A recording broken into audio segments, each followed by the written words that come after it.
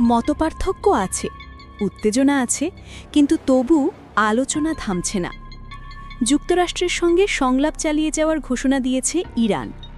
প্রশ্ন হল, এটা কি নতুন কোনো সমঝোতার ইঙ্গিত, নাকি বড় কোনো কৌশলের অংশ?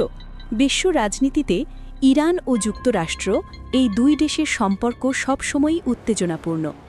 বিগত কয়েক বছর ধরে নিষেধাজ্ঞা, পারমাণবিক ইস্যু, মধ্যপ্রাচ্যের সংঘাত সব কিছু মিলিয়ে পরিস্থিতি অনেকটাই জটিল হয়ে উঠেছে। তবে আশ্চর্যের বিষয়, এই টানাপড়নের মাঝেও দুই পক্ষই পুরোপুরি আলোচনা বন্ধ করেনি। সাম্প্রতিক এক বক্তব্যে ইরান জানিয়েছে, মতপার্থক্য থাকলেও যুক্তরাষ্ট্রের সঙ্গে আলোচনা চালিয়ে যাবে তারা। এর মাধ্যমে তারা পরিষ্কার বার্তা দিয়েছে, সংঘাত নয়, কূটনীতির পথ এখনও খোলা।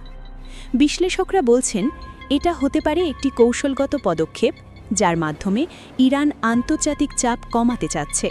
অন্যদিকে যুক্তরাষ্ট্র পুরোপুরি দরজা বন্ধ করেনি, কারণ মধ্যপ্রাচ্যের স্থিতিশীলতা, জ্বালানি বাজার এবং বৈশ্বিক নিরাপত্তা সব কিছুই এই সম্পর্কের ওপর অনেকটা নির্ভর করে।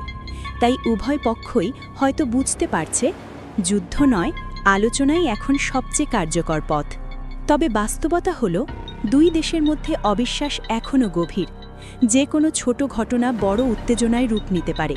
তাই এই আলোচনা সফল হবে কিনা তা এখনও অনিশ্চিত। এখন প্রশ্ন আপনার কাছে, ইরান ও যুক্তরাষ্ট্র কি শেষ পর্যন্ত সমঝোতায় পৌঁছাবে, নাকি সংঘাত আরও বাড়বে? কমেন্টে আপনার মতামত জানান। ভিডিওটি ভালো লাগলে লাইক, শেয়ার এবং ফলো করতে ভুলবেন না।